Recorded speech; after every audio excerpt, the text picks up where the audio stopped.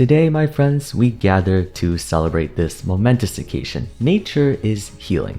What I find both ironic and hilarious is that a while ago I remember someone from Riot justifying that the reason behind making so many humanoid champions as of late is due to the player base, namely China, being more responsive to those kinds of designs than monster champions. Yet when you take a look at Naafiri's gameplay trailer and cinematic, the amount of views it got in the first week is incredible. I went back through previous champion videos and they barely came close to that kind of overnight performance. Then again, I'm not sure if it's being well received over in the East, but point being, I think I speak for most people when I say Naafiri is a breath of fresh air. The first genuine monster champion since freaking Ornn. And before you say Bel'Veth or Vex, Vex is a Yordle and Bel'Veth is a sham of a monster, and I will die on this hill.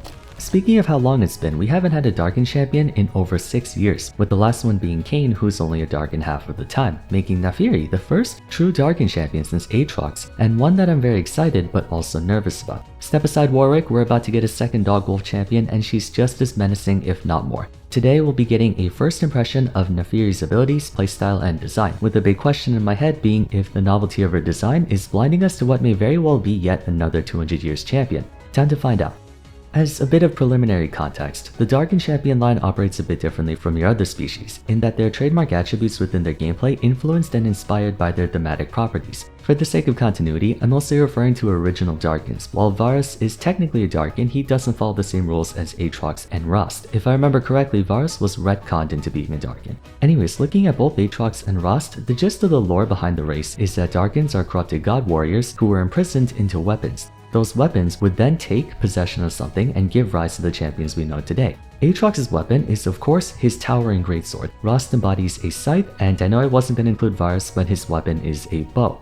Naafiri's weapon is a dagger, and if you take a look at the Darkin page on the wiki, there's a lot more members of the Darkin race that occupy different weapons. We have a spear, staff, orb, harpoon, shield, ballista, fan, harp, halberd, and chain sickle. This is partly why people are so excited to see the Darkin line undergoing more development. There's an actual thematic MO to the champions, unlike other regions where it seems like Riot just throws whatever on whoever and calls it a day. Playstyle-wise, Darkins have two major shared elements throughout their gameplay, the first and more notable one being their battle healing capabilities. Aatrox and Rost recover health equal to a portion of all damage dealt to champions, incentivizing a very bruiser-heavy playstyle. Second, true to their unquenchable thirst for battle, Darkins excel at long-term fighting, due in part to their in-combat sustain as well as their DPS and/or uptime, resulting in them being a high-priority threat, as the longer it takes for you to kill them, the more dangerous they become.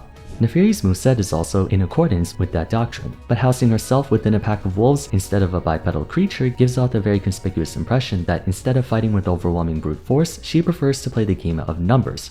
Oh, by the way, seeing as this is a first impressions video, I'm actually taking a look at her abilities before she's even live on the PvE, which means I don't have all the attributes and whatnot available, so my speculation on things will be affected by premature information. Her passive is We Are More. Throughout the course of a match, she occasionally spawns a packmate that behaves very similarly to Lamb's wolf, following her around and responding off her attacks. Anytime the original attacks, they also attack. A major distinction between Naafiri's packmates and Wolf, though, is that said packmates are corporeal entities, meaning they have their own health bars and thus are targetable and killable. So I suppose it's more akin to Yorick's ghouls in that regard.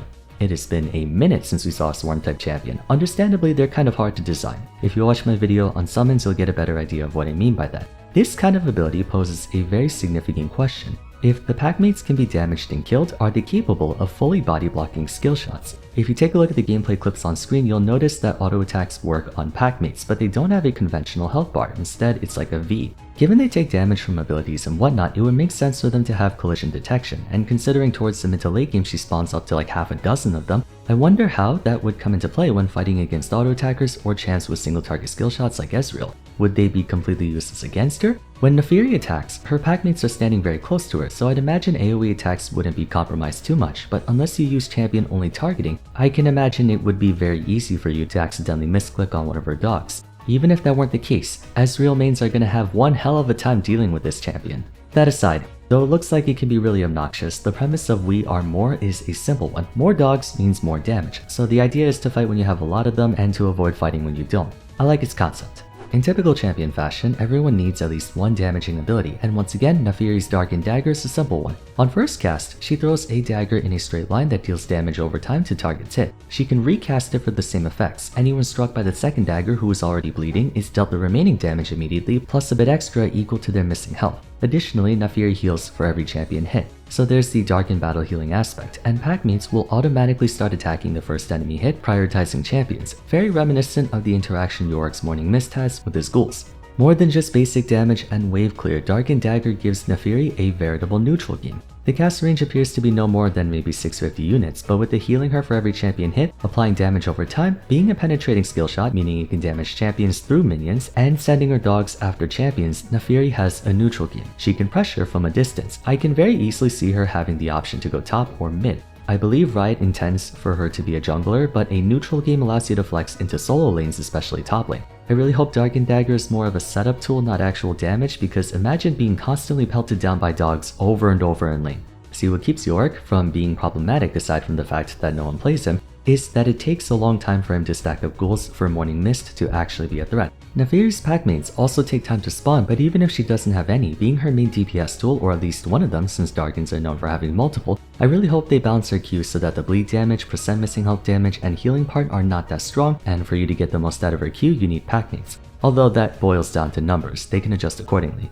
Onto her W-Hound's Pursuit. Never a modern day champion without a dash, am I right? After a brief delay, Naafiri and her packmates dash towards an enemy, stopping at the first champion hit, damaging and slowing them on arrival. The range of her dash increases based on her ultimate's rank, and her dogs become untargetable and increase the damage of her dash with each one.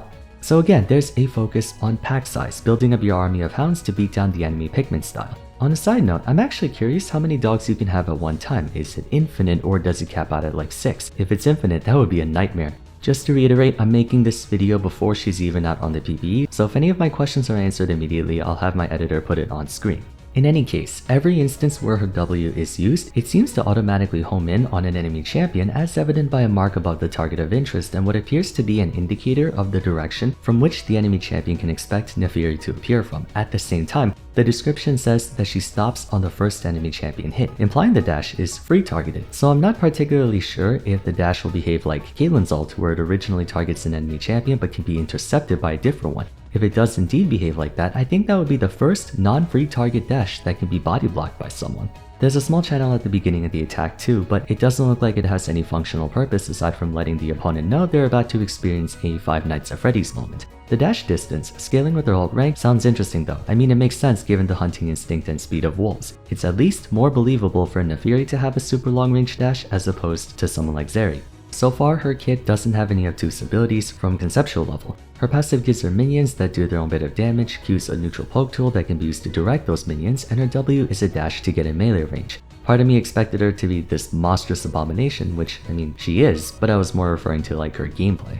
Eviscerate is also uncharacteristically simple. It's a front charge attack very similar to Lilia's W, whose name shall not be verbally spoken no matter how much you degens in the comments want me to. In addition, on arrival, all injured packmates restore to full HP, though they don't appear to affect the damage of this attack whatsoever. Again, an unusually simple ability for a modern day champion. Now, I'm aware the design team stressed they wanted to make a beginner-friendly champion, but after seeing her gameplay trailer, I was like, how is this in any way beginner-friendly? It looks like another obnoxious 200 years champ with a billion dogs running you down. Although now, I understand what they meant. Visually, it looks intimidating and freaky, but experientially, it isn't, and I think their ultimate behaves a lot like Aatrox's. Call of the Pack is a steroid, something we haven't seen in a while unless you count Bel'Veth or Cassante, but they have their own conditions. For a duration, she gains bonus out of combat movement speed and unobstructed vision in a wide area, though she doesn't gain true sight of invisible targets. Also, upon dealing damage to an enemy champion, she gets a big shield, while gaining more pack mates and then empowering all of them for a shorter time frame. If she scores a takedown on an enemy champion, she gets to refresh the duration of all effects of her ultimate one time only. You guys know me, I'm generally not a fan of reset mechanics, but in this case, I can tolerate Naafiri's for the same reason I can with Aatrox. It's not a reset in the sense that you can recast the ability and pentakill everyone. It's more of an extension, like Master Chi's Highlander or Vayne's Final Hour. In my opinion, those are fine. Fights can sometimes drag on a long time, especially if everyone's spread out, so having that extension maintains the champion's uptime if and when they have to fight another opponent.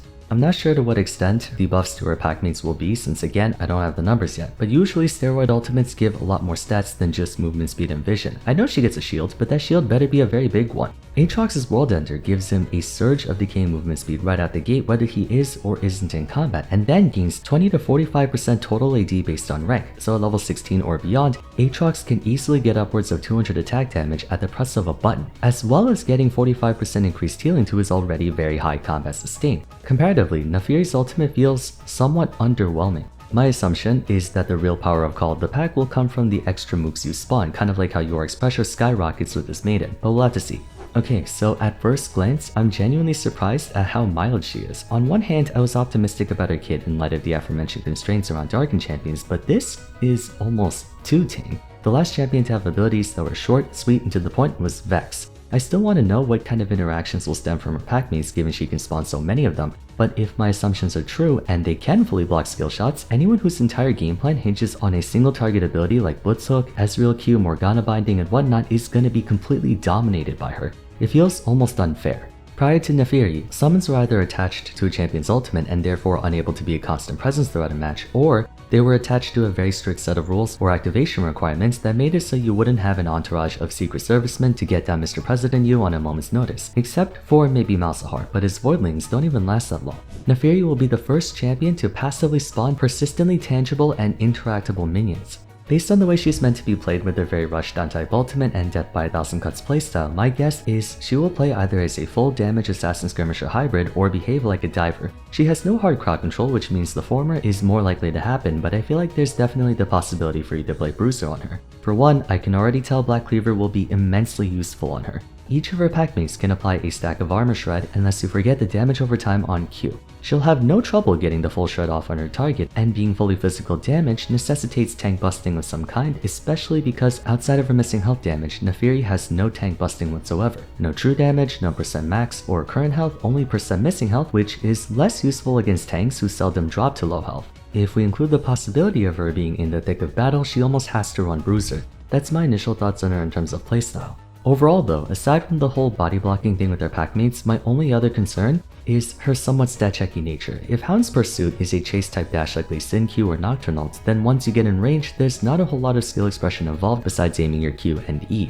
neither of which will be a challenge against a slowed enemy. Optimistically speaking, balancing her will come down to numbers. However, she looks extremely prone to snowballing in either direction. Think about it, she's a high mobility rushdown champion who overwhelms you through literal pack size. She has no semblance of team utility, no hard crowd control, no buffs to her teammates, nothing. All she is damage. If she gets fed, she'll tear through everyone. If she falls behind, I can't think of a scenario where she can come back. So in this regard, I think she's going to be more of an assassin than a bruiser. That being said, she does have a neutral game through her Q, so she's not all or nothing. One thing's for certain though, visually this thing is a beauty. The effects make her look really intimidating, especially her ultimate. The feeling of being rushed down by a pack of bloodthirsty wolves is almost as terrifying as an 800 movement speed Warwick yeeting himself right at you. They spared no expense on that front. And as an additional perk, you can pet her. Yes, you can physically pet Naafiri and give her belly rubs. I'm not even kidding. That alone makes her perfectly designed, let's be real. I'm excited. Like many others, I'm a huge Darkin fan, so I'm definitely gonna try her out when I get the chance. But anyways, hope you guys enjoyed the video. Let me know your first impressions on Naafiri in the comments down below, whether you're looking forward to her release or not. As always, if you enjoyed the video, it would be awesome if you left a like and subscribed. Don't forget to follow me on Twitter at Vars, join my Discord server, and check out my other first impressions if you haven't yet. For now though, thanks so much for watching, and I look forward to seeing you again soon. Take care.